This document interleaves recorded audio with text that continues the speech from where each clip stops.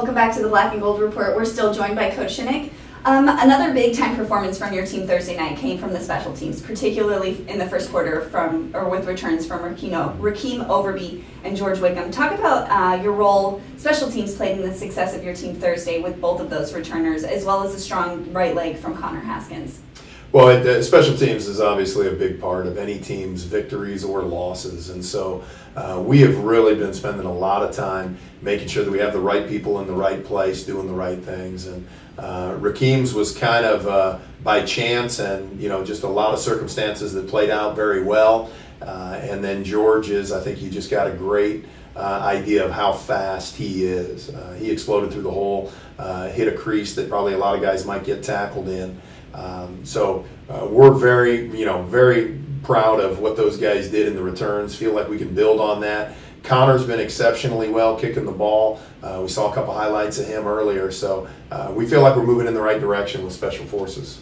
Well, a lot of fans probably think that preparing your team for a game on television is like any other week. But what sort of new challenges did you face with the preparation of your team for a game like this? Well, the big thing is the TV timeouts, because it really does stop the momentum of the game. And so we had a scrimmage where we just sat around for 2 minutes as it was a TV timeout so that our players could get used to it. And other than that, I think it's very similar. But those breaks were completely different to what we're used to. We'll talk about the environment on Thursday night. We set a new stadium record with nearly 7,500 people in the crowd. But what sort of energy do you and your team get from a home crowd when it's so into a game like it was on Thursday night? Well, first off, to our students and to all our fans, thank you very much for just an amazing environment. 7,000 people in Grace P. Johnson Stadium. It was an amazing night. I think with the way we've changed, our in-game experience, I think our crowd had a great time and our players did as well. We fed off the energy of that many people, and our players responded to it. And so it was an amazing night, I think, for everybody involved. Well, the game was played on Thursday night, and so your team has a few more days to celebrate than if it was a normal game week. How quickly do you get your team refocused for the next opponent, and what are some of the strategies you use to achieve that? Well, we took our team photo on Friday, and then we came back Saturday and got right into what we knew about Fayetteville State, and now it's a normal week. We wanted them to enjoy it because it's a great victory, great opportunity for the program. But now we've got to get ready for Fayetteville State and start making plans to sure up a great game plan to be able to attack them. Well, that leads us right into the next game on your schedule. It's the 5th installment of the Two Rivers Classic on Saturday, and UNCP will head up I-95 to Fayetteville for a 6 p.m. kickoff against the Broncos on Saturday. Before we get into the X's and O's, just sort of talk about how big this rivalry has gotten, particularly because most of the players on each team either played with each other or against each other in high school.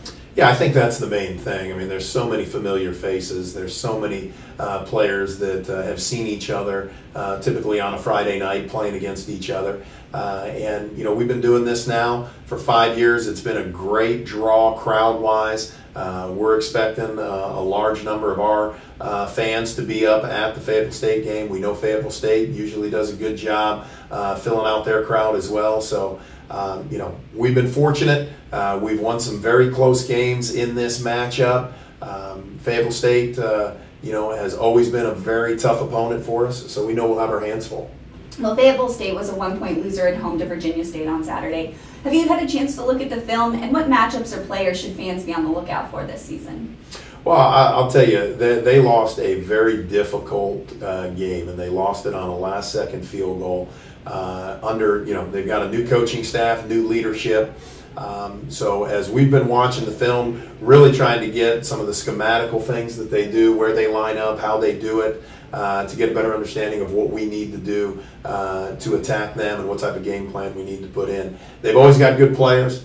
We recruit against them. They always have a good base that plays well. They've changed things up a little bit offensively, going with a little more wide open style, and defensively looks a little different than they did a year ago. But again, we've got tremendous respect for Fayetteville State. Know that we've got our hands full, and we've got to put together a great week of practice in order to be where we want to be. All right. Well, thank you, Coach, so much, and we look forward to hearing from you next week against or recapping the Fayetteville State game. So thank you. And when we come back, we're going to be joined by head men's soccer coach Phil Heinzen, so stay tuned.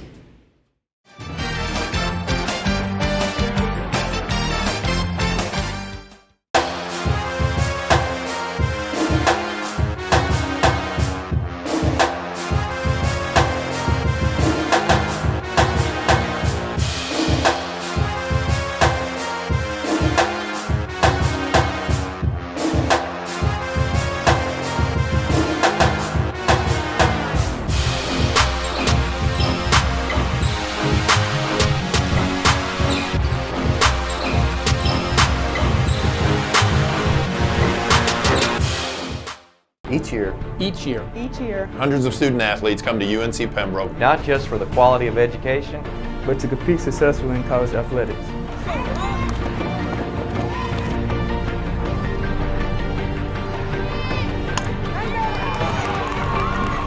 Conference champions, All-Americans, community leaders, National champions. valedictorians, graduates,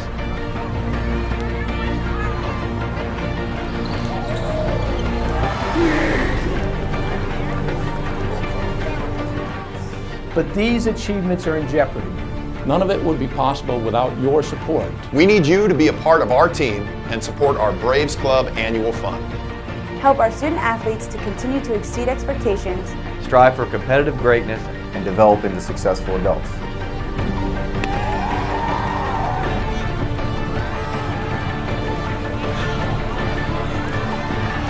Join our team. join our team. join our team. Join our team today. Go Braves!